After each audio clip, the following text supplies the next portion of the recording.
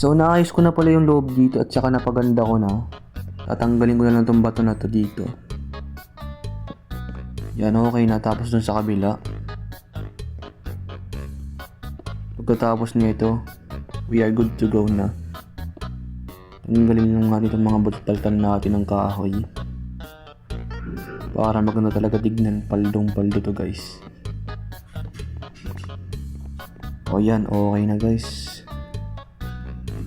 Check natin kung okay na talaga. Wala na makikitang bato dyan. Ito yung mga kwarto. Maglalagyan ito mga storage. Tapos ito yung mining area. Hindi pa yan tapos. Tapos ano pa kaya?